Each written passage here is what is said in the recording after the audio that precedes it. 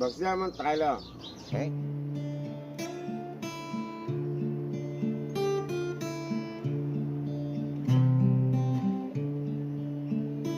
ได้ยินข่าวว่าบักเสียงมันตายแล้ว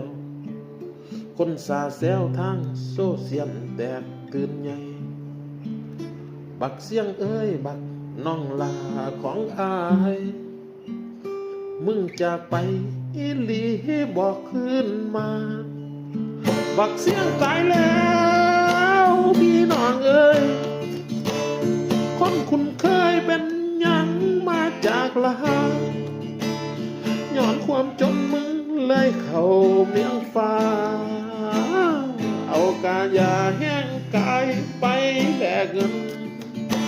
บักเสียงตายแล้วโอ้ยข่อยเสียใจความเก่าจำได้หลายเลี้ยงเล่าหลวมพาเชิญบักเสียงเอ้ยบักน้องลาบักใจลอยเกินเส้นทางเดินของมึงสุดสับดีบ่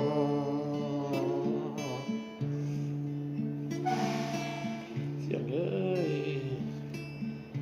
ตะกี้มึงเลยอยู่บ้านเฮา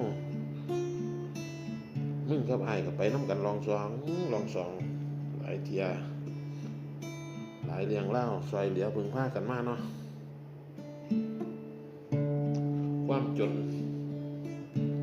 ก็เลยจำเป็นต้องเดินทางไปหาอยู่หากินต่างบ้านต่างเมืองไปเนาะกูมาได้ยินคนสาทางโซเชียลเขาซาว่ามึงตายแล้วโอ้ไอ้คือตกใจเสียใจหลายเสียงเอ้ยหลาย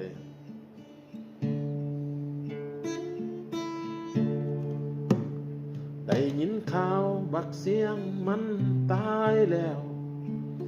คนสาแซวทางโซเชียลแตกตื่นใหญ่บักเสียงเอ้ยบัก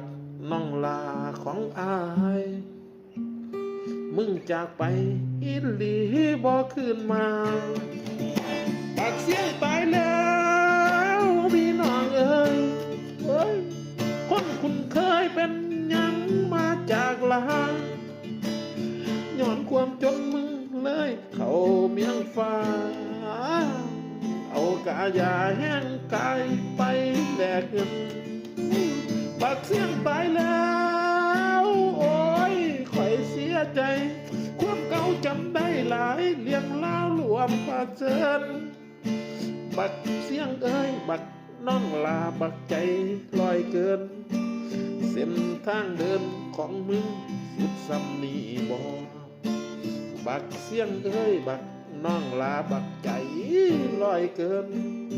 เส้นทางเดินของมึงสุดซ้ำนี่บ่อ้ายเสียใจหลายได้ยินคนสาง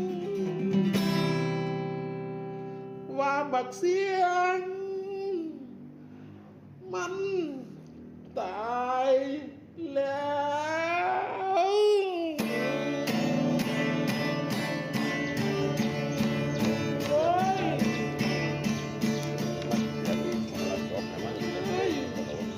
แจ้งเพียง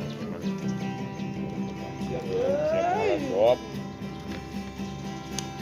ไปว่าเลยไปบักเสียงโอ้ตะกี้มันเคยเห็นน้ำเฮามันพาเฮาไปเปิด